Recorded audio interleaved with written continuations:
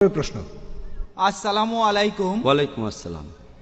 এটা সাধারণত মনে করা হয় যে টাই হলো ক্রসের প্রতীক, তাহলে আপনি কেন খ্রিস্টানদের লেবেলটা পড়েছেন? ভাই, আপনি খুব সুন্দর প্রশ্ন করেছেন, আর আমিও খুশি যে এই প্রশ্নটা করেছেন যাতে করে ভুল ধারণাগুলো ভাঙা যায়। আপনি প্রশ্ন করলেন যে টাই হলো ক্রসের প্রতীক, খ্রিস্টানদের প্রতীক, তাহলে আমি কেন একজন মুসলিম হয়ে টাই পরে আছি? আর আমি জানি অনেক মুসলিম মনে করেন যে টাই এটা হলো ক্রসের প্রতীক।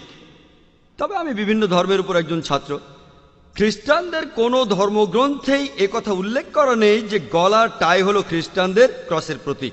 যদি এমনটা হয়, হাদিস পরিষ্কারভাবে বলছে আপনি সেই পোশাক পরবেন না যেটা অবিশ্বাসীদের পোশাকের মতো হয়। যদি সেটা অমুসলিমদের বিশেষ প্রতীক হয়ে থাকে তাহলে সেই লেবেলটা লাগাতে পারবেন না, সেটা হারাম।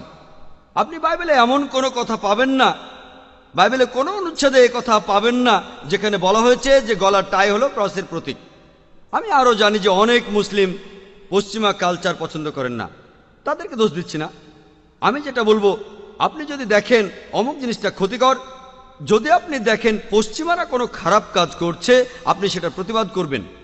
কিন্তু তারা যে ভালো কাজগুলো করে তাতে কোনো ক্ষতি নেই যদি সেগুলো মেনে নেন। আর যেগুলো নিরপেক্ষ সেগুলোতেও ক্ষতি নেই, এগুলো তো আপনার প্রতিবাদ করার দরকার নেই। কিছু মুসলিম পশ্চিমাদের কালচারটাকে এতটাই অপছন্দ করেন যে তারা সব কিছুতে প্রতিবাদ করে। তাই এই জিনিসটা কোনোভাবেই খ্রিস্টানদের ধর্মের প্রতীক নয়। এই প্রশ্নটা আমাকে পৃথিবীর বিভিন্ন জায়গাতে করা হয়েছে। আমি তখনও সবার সামনেই বলেছি, যদি কোনো মুসলিম এটা প্রমাণ করতে পারেন, যে কোনো সময় অকাট্য প্রমাণ করতে পারেন যে গলার টাই এটা ক্রস বা খ্রিস্টান ধর্মের প্রতীক, আমি সবার আগে টাই খুলে ফেলবো। আর আমি সবাইকে বলবো আপনারা কেউ টাই পরবেন না। টাই জিনিসটা কোনোভাবেই খ্রিস্টান ধর্মের প্রতীক নয়, এটা কোনো দিক থেকে ক্রসের প্রতীক না, এটা একটা কালচারাল ড্রেস। টাই নিয়ে গবেষণা করেছেন বিশেষজ্ঞরা, শোনা কথা না। বিশেষজ্ঞরা বলেছেন কিভাবে টাইয়ের প্রচলন হলো। কিছু বিশেষজ্ঞ বলেন ঠান্ডা আবহাওয়ার দেশে লোকজন টাই পরে তাদের ভারী জামা কাপড়গুলো আটকে রাখতো। দেখবেন ঠান্ডা দেশে লোকজন উলের পোশাক পরে, এটা কালচারাল ড্রেস, এটা খ্রিস্টানদের ধর্মীয় পোশাক না। আপনারা পৃথিবীর সব জায়গায় দেখবেন খ্রিস্টানরা টাই পরে। খ্রিস্টানরা যে টাই পরে আলহামদুলিল্লাহ আমি সেটা জানি, মুসলিমরা টাই পরে, হিন্দুরা টাই পরে। গলার টাই আসলে খ্রিস্টান ধর্মের প্রতীক না, এটা একটা কালচারাল ড্রেস।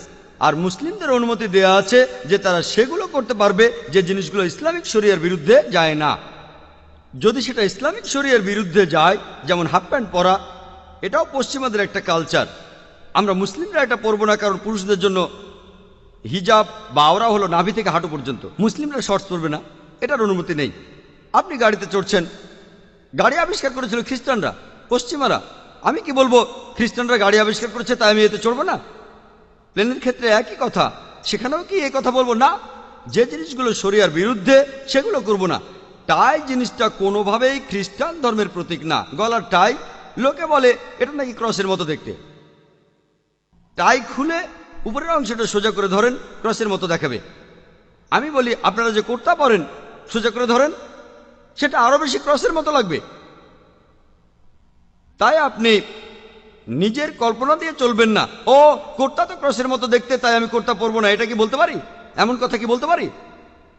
আর নবীজি বলেছেন যে পোশাক কোনো বিশেষ একটা ধর্মের প্রতীক সেই পোশাকগুলো পরবে না। তাই জিনিসটা খ্রিস্টান ধর্মের প্রতীক না, এটা একটা কালচারাল ড্রেস। এটা ফরজ না যে অবশ্যই পড়তে হবে, আমি কথা বলছি না। যদি না পড়েন আলহামদুলিল্লাহ, কোনো সমস্যা নেই।